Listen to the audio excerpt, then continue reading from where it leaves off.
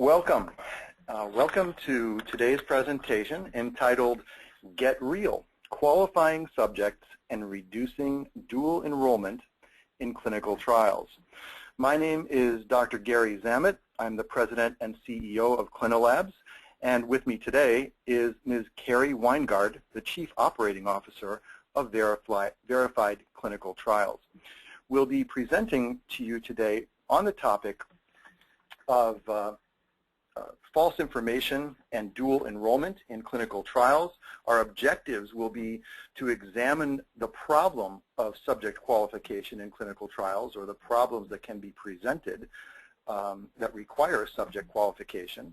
We're going to consider the impact of false information provided by subjects, as well as dual enrollment on clinical trial data.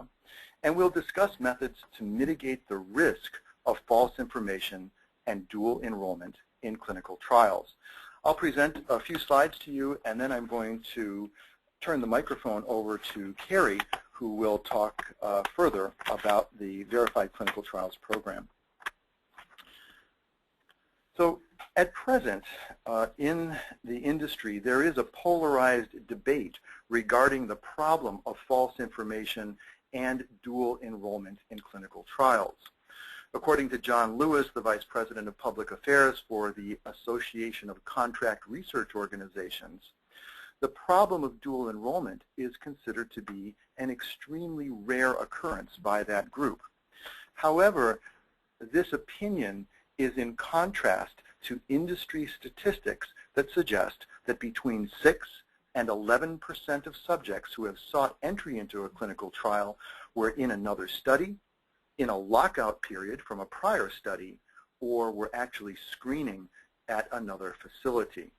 According to Acumed Research Associates, as much as 12% of clinical trial subjects are dual enrollers. Now, it's unclear why some may not be sensitive to the statistics out there regarding dual enrollment and false information, but we do believe that it is an important and relevant topic to the conduct of clinical trials. The impact of false information and dual enrollment may be significant. So let's talk briefly about the types of false information that can come forward, or the problems of dual enrollment. Subjects may present to an investigator site with a false identity. In other words, they may not give their true name. They may not give their true Social Security number. Why they do this is unclear, but one reason may be to possibly avoid paying taxes on the income earned from the stipends that they receive.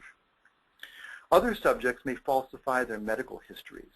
They may intentionally misrepresent their medical history in order to gain entry into a clinical trial. So they may report symptoms that they don't have, or exaggerate symptom severity in order to meet some threshold criterion that they suspect is in place.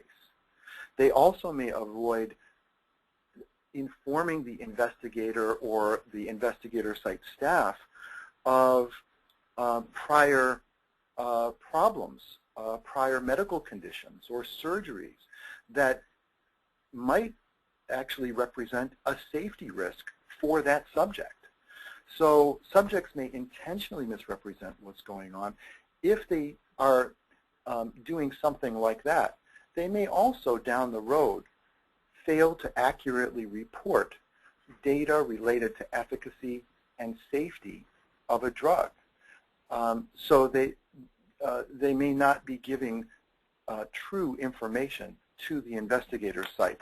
And if in fact subjects misrepresent who they are and misrepresent their symptoms, if they're willing to fail to report accurately their response to a medication or an investigational product, or fail to report accurately safety issues, one must actually question whether or not the subjects are being compliant with the investigational product. Are they taking it according to the protocol requirements? Are they taking it at all? So these are questions related to falsification of information.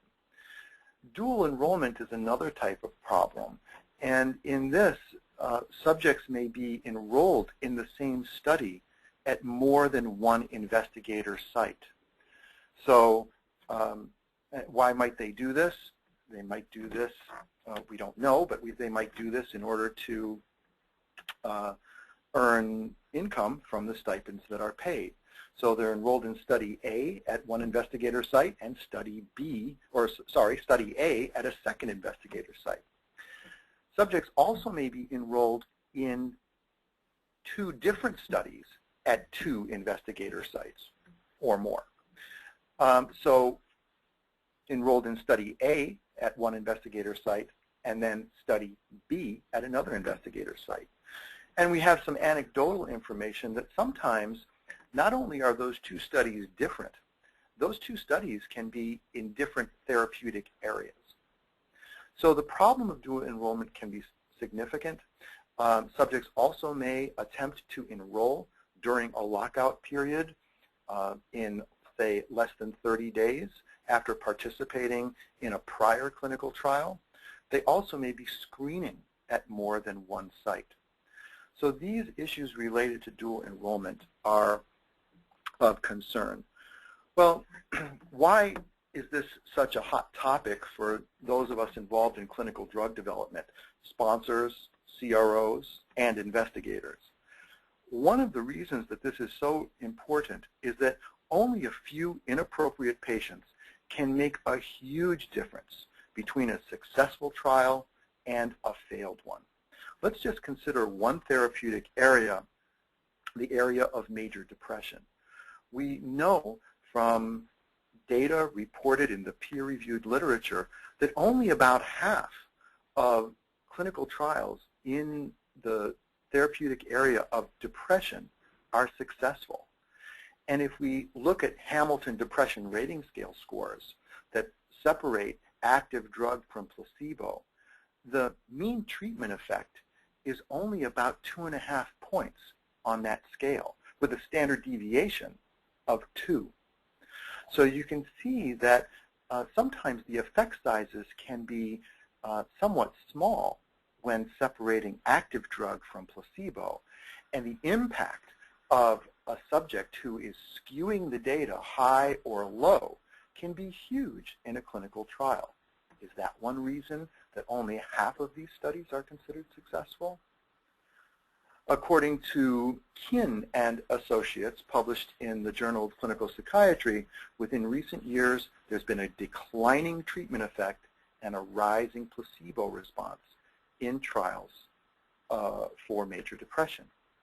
We don't know all of the factors that go into this, but the integrity of the subject, the accuracy of the information, and the subject being involved only in that study and no others may play a role. At Clinilabs, we have attempted to be proactive in developing what we call a subject authentication program. And I'd like to share with you what we do because you may find it helpful at your investigator site if you're an investigator site or if you're a sponsor or a CRO. We have kind of a 4-point process. The first point relates to pre-screening. In pre-screening, we cross-reference the candidate's information on the telephone against our prior records. So we maintain a fairly large database of clinical trial candidates.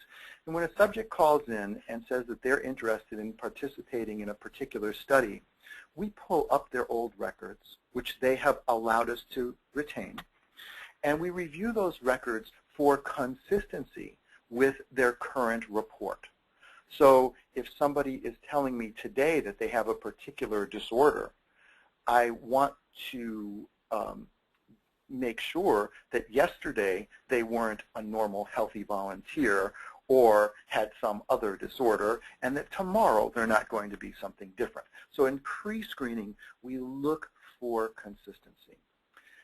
At the time of office screening, that's the next point in the plan, we collect a subject information form, and on that form the subjects indicate their name, address, telephone number. They provide us with a photo ID, and they provide us with their Social Security number and their Social Security card. We actually take a photocopy of the photo ID and the Social Security card. We then have the subjects provide us with a W-9 form. At the time of screening, we also confirm medical history at multiple contact points. So we want to be sure that the subject is telling the nurse the same thing that the subject is telling the doctor, the same thing that the subject is telling the coordinator. Those different points of contact provide us with information to cross-reference. The third point in the plan relates to the collection of prior medical records. We will send out to obtain prior medical records when the subjects will allow us and when those records are available in order to confirm what the subject has told us. And then finally, the fourth and important component of our authentication program is the use of verified clinical trials and their verification program that helps us to verify Social Security number as well as exposure to prior clinical trials or other clinical trials that the subject may have. So I'm going to turn the floor now over to Carrie, who's going to talk to you about the verified clinical trial system. Thank you, Dr. Zamet, and thank you, everyone, for attending. I am going to speak about our system in general across both early and late phase clinical trials. Our system is a SaaS model, or software as a server model. All you need is internet access to utilize the verified clinical trials system. So by doing that, we are able to work with hundreds of early phase and late phase clinical trials in all different disease entities. We have seen from our experience with our system that there are areas of higher abuse and attempts at dual enrollment. And as Dr. Zamet mentioned, CNS, health conditions, healthy volunteers are definitely some of the candidates in the populations that we see a higher attempt at dual enrollment. There are areas of lower attempts at dual enrollment in oncology, for example, HIV, renal failure. We do see a slightly lower incidence and attempt at dual enrollment. But across the board and across all phases of clinical research, we do see attempts at dual enrollment and attempts at falsifying identity. So with verified clinical trials, how our system works is the subjects are presented with an IRB-approved consent form for the protocol, and then the VCT consent. This consent explains to the subject what information we're going to be obtaining from them at the site level, and the information is maintained at the site level.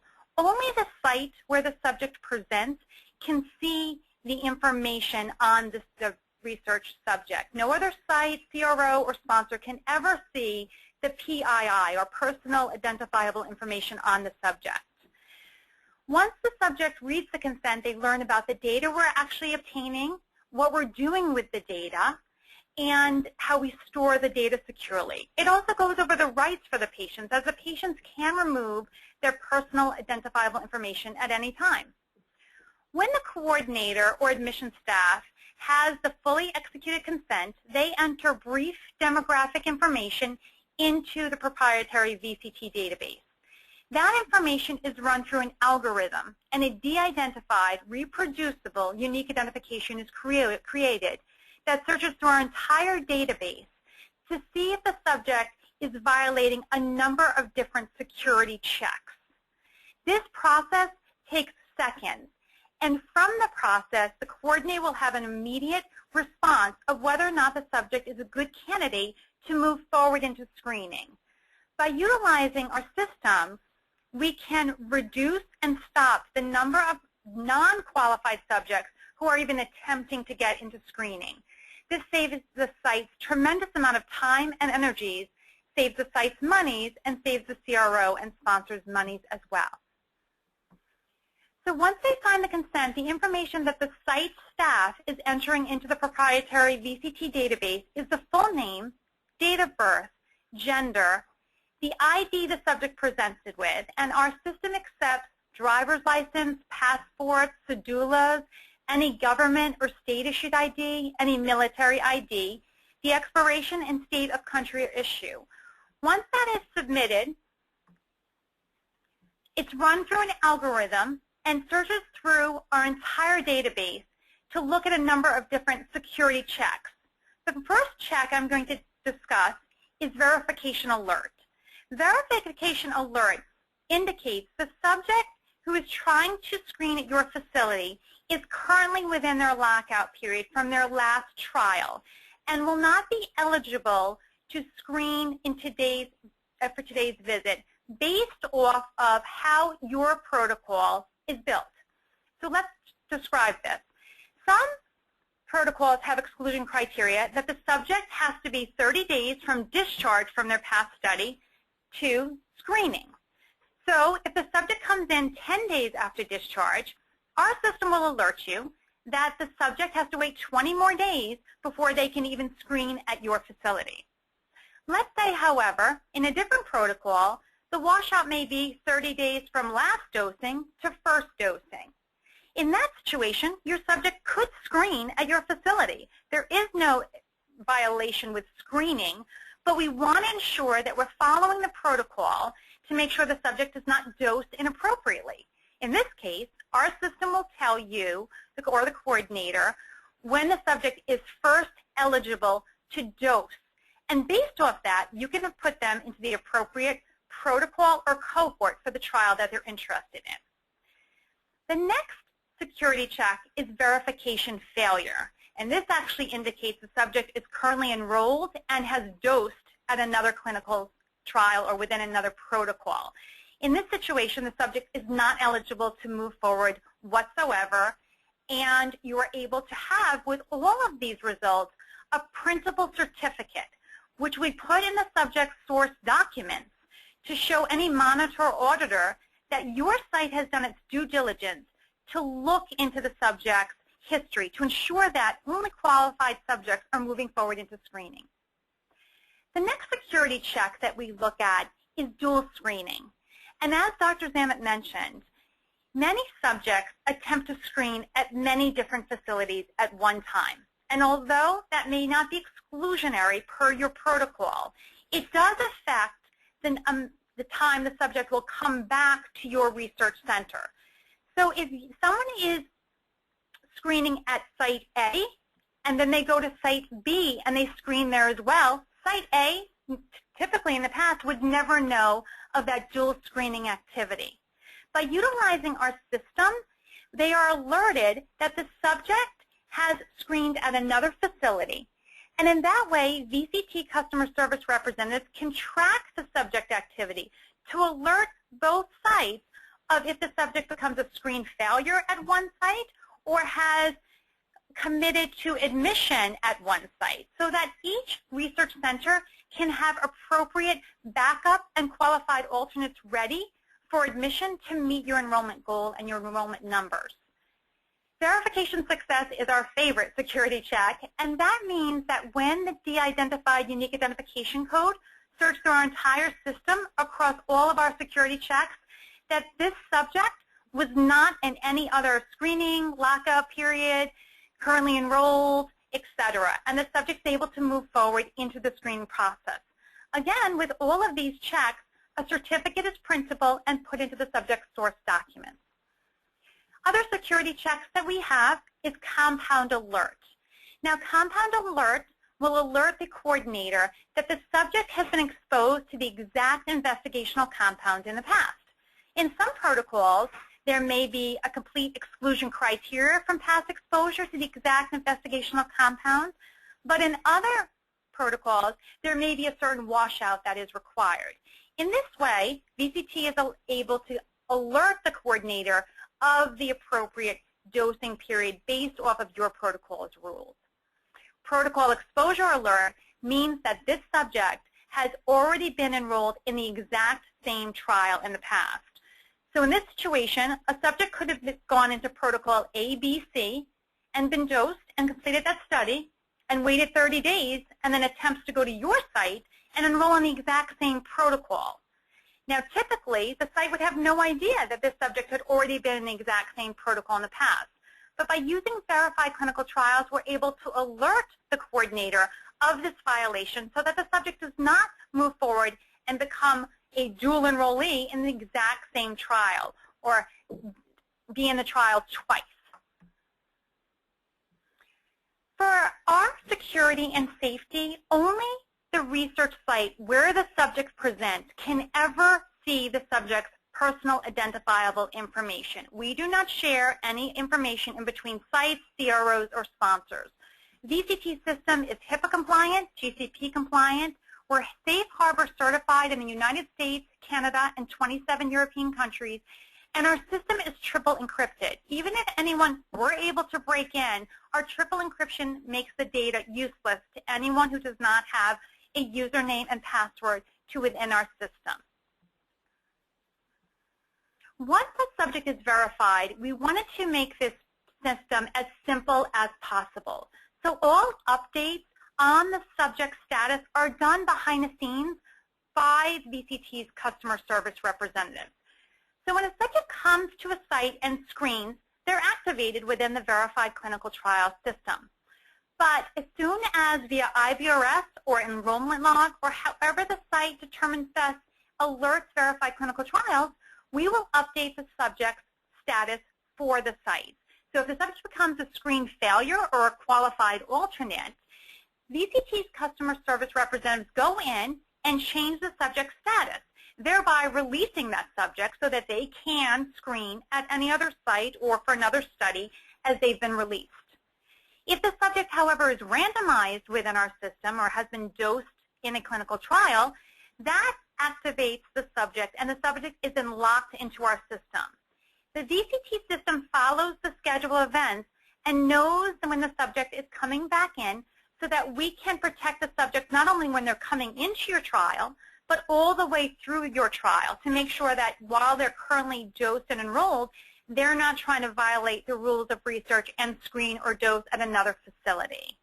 Once the subject finishes the trial, the system auto-completes the subject, and then they begin their lockout period. So whether the subject completes the trial or early terminates the trial, that will begin the lockout period so the subject is protected and does not dose with another investigational compound too early when maybe the investigational compound from their most recent trial is still active within their system. What we're going to look at now is some data from a 3-month period from 2013. And I'm going to turn it back over to Dr. Zammit. Yes. Thank you, Carrie. So we put together some statistics from the verified clinical trials system based on actual experience at our Clinilabs New York facility, in which we were looking back at a 3-month period this year in 2013, during which time we were doing a lot of CNS work. In that period, we verified 156 subjects, and 4 subjects were identified as verification failure. Those were subjects that were currently enrolled in another study. 5 subjects were a lockout period violation in which they were currently in a lockout period and attempted to screen or dose when the lockout period from the study would not allow. And then 10 subjects were dual screening alerts in which they were screening at our site and attempted to screen at another facility or vice versa.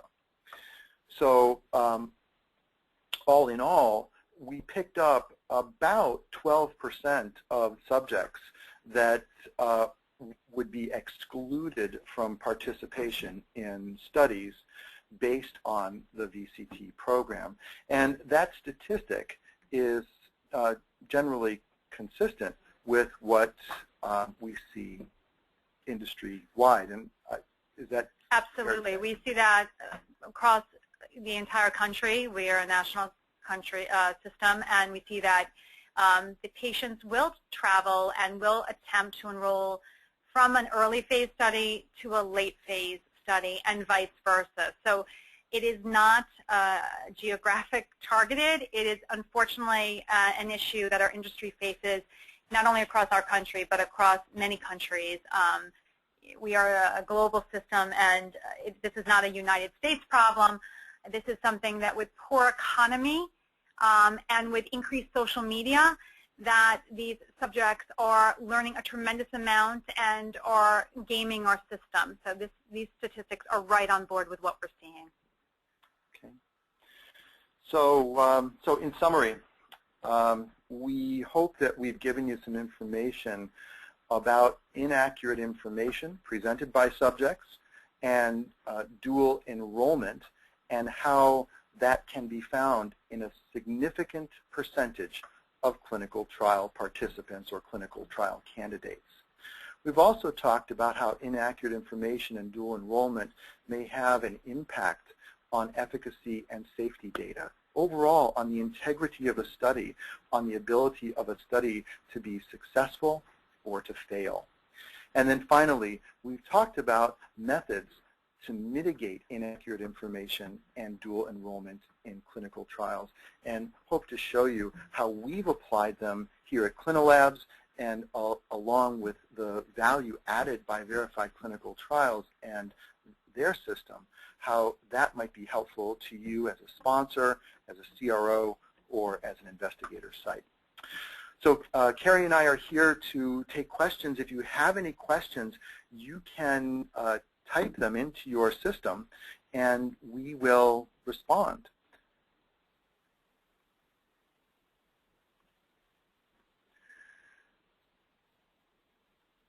Okay. So the first question is coming in. What are the arguments against using a subject verification system of this type? Carrie, I'll let you take that one. I think you're asking the wrong person. I think that if there are any arguments against utilizing a system like this, is that there may be a fear, which has not been realized, but there may be a fear that this type of system could hurt enrollment. And when we first started to sell our product and we went out to many sponsors, enrollment across our industry is a huge issue. And if you look at recruitment, we're delaying studies by over 4 months across the board. So if there was any type of deterrent for this process, the sponsors may feel that that would have a negative effect. We have less than a 0.1% deterrent factor from the verified clinical system. This has really not been an issue at all. But I would say that that was one thing that I would say was something that we had heard some concerns about. Okay. And the next question, I think, is to me, and that is, have we noticed more difficulty recruiting or enrolling studies after employing a subject authentication program or the verified clinical trials program? And I have to say, no, we really haven't. As we began to roll this out, I think we saw more activity, more subjects being identified, and as time goes on, fewer subjects being identified, in part because they know we're looking and they know we're watching out for this. So those subjects don't come in. In fact, and in all likelihood, they go elsewhere. So we haven't seen a negative impact on recruitment or enrollment, and in fact, it's as Carrie was mentioning earlier, it's actually streamlined our recruitment and enrollment processes, because we're more likely to see study candidates who are true good study candidates.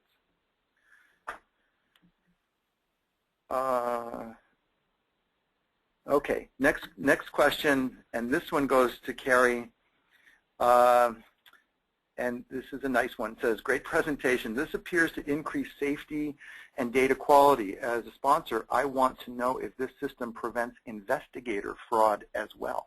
Oh, that's a great question. And I'm glad it got asked because it wasn't something that was part of my presentation. But, you know, thank you for the compliment, number one. And you're exactly right. This is a process where we can improve the quality of the subjects that are screening and enrolling in your studies, and improve the data quality as these subjects have been looked at for those security measures.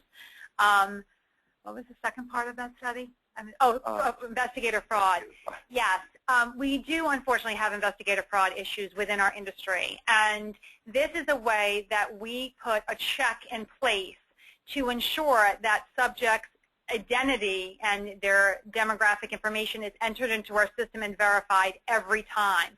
So that if a site has attempted to enroll the same subject multiple times within a clinical trial or make up subjects' identities, that is caught by the verified clinical trial system.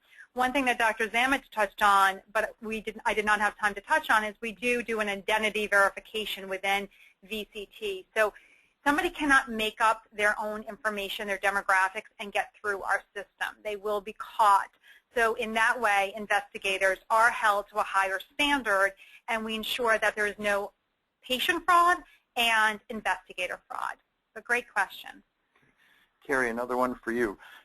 Carrie, are subjects traveling beyond their local region or geography? How far will they travel? Another great question. We have seen subjects go from California to Baltimore. We've seen subjects go from Texas to Wisconsin to Lincoln. Subjects travel not just tens of miles or hundreds of miles.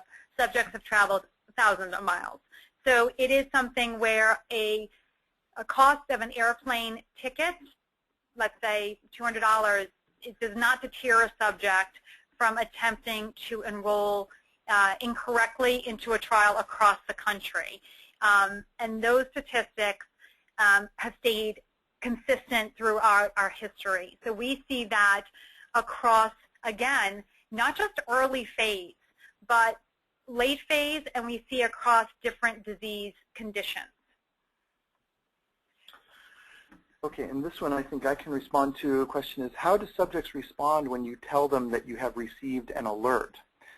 I think it's fair to say that they respond in a very matter-of-fact way. When you tell them that you have information that does not allow you to screen them for a particular study, they simply accept it in a matter-of-fact way, and they will go away. If you tell them that they can't be screening at two sites at the same time, that might be information that's new to them. They may not be aware of it. So, giving them that information and telling them when, where they should screen or only screen at one place, or if they're in a lockout period, when they can come back, that's helpful information to the subjects, and the subjects seem to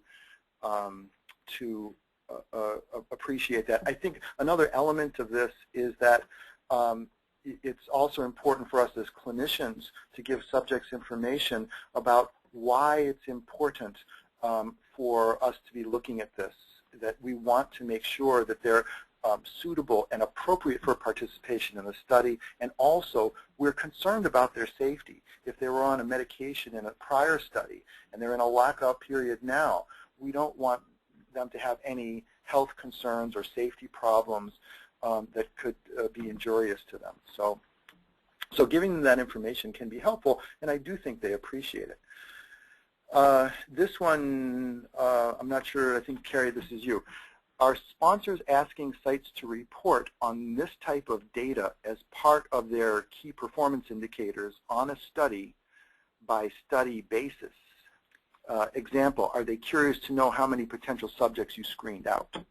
Yes. The sponsors keep their de-identified status. So again, based off our security and our privacy rules within VCT, the sponsors do not get to see any type of demographic information, but they do absolutely get reports in the VCT system where they can actually see not only how many subjects were screened and how many subjects were verified successfully, but what was the breakdown of not successful verification. So how many were in a lockout period, and how many were currently enrolled, and how many are dual screening attempts.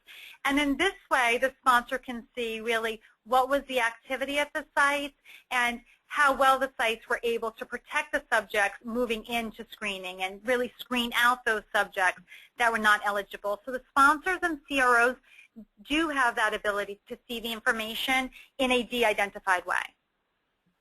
Okay, and Carrie, are qualified subjects ever eliminated because no paper trail exists? Are qualified alternates ever Qualified subjects ever eliminated because no paper trail exists, I presume, if they're not in the system already? If the subject is not in the system already, and it's the first time the subject is being entered into the system, they will get through as a verification success. And that is their first entry. And again, I just want to go back to something I said earlier. Subjects can delete their personal identifiable information, but their history and their unique identification code do remain in our system, so that the subjects, again, cannot game the system and just attempt to, delete their information and then violate the rules again. So qualified subjects will always be able to be identified as so by our system and by having the lockout period and appropriate information entered within our system. Okay, and this one is to me. Dr. Zammit, does this process cause any significant delays in your work process or flow? Will it slow down our site or cause too much work? Yeah, that's a really good question. And I have to say, when we look at the whole process that we use, the 4-point authentication plan that we use, from pre-screening to screening to confirmation and to the use of verified clinical trial system, it takes minimal additional time, minimal investment of time to collect this information and to process it. So at pre-screening, it just takes a few seconds to reference the subject's prior records. It takes, at the time of screening, just a couple of minutes to get the subject to complete that subject information form and get their photo ID and their Social Security card, and then a form letter to their primary care doctor requesting prior medical records. And then, as Carrie said earlier, the VCT system really operates quite efficiently. It's a matter of seconds. So it doesn't take much time. And on the flip side, and this is just my personal opinion, I think it adds tremendous value to investigator sites, because when you think about the ability of your investigator site, say, to separate active drug from placebo, sponsors look at this kind of information. They want sites that can separate active drug from placebo. If you've got some subjects in there who are interfering with your ability to do that, I think that's not good. Or think about having a significant safety problem or an SAE at your site, and the time it takes to process that, the concerns that may raise regarding, patient safety at your site, not only for the patient, but among your own staff, among the sponsor, and so on. So I think that the value of doing it far outweighs the small amount of time that's invested. And as I said earlier, I think it actually makes your screening and enrollment process more efficient. So I think we have time. We have a ton of questions here, which is great to see. But I think we have time for just one more question, and I'll ask Carrie to address it. Carrie, is your system HIPAA compliant? Have you been evaluated by any company to make sure the information is safe? That's another great question. And yes, our system is HIPAA compliant. We have been audited by both sponsors, research pharmaceutical companies, CROs, and by private research centers, and all of our audits have received the highest level of security within our system. So that is one thing. I'm a nurse practitioner. My partner, Dr. Mitchell Efros, is a principal investigator, and we came from the side of the research site, and we obviously set out to protect the subject's information at the utmost and to keep that information private. And again, all of our information is encrypted. We are not a third-party entity, and we are not conducting research per se. We are a research subject database, but we followed all of the rules of HIPAA to ensure that we met the highest level of safety and security. Okay, so with that, we're going to close. We want to thank you all for taking time out of your busy schedules to participate in today's conference. And Carrie, I want to thank you very much. Thank you. It's been delightful to partner with you on this presentation. And we hope to all of you that the information has been helpful. So thank you again for joining. Thank you. Have a great day.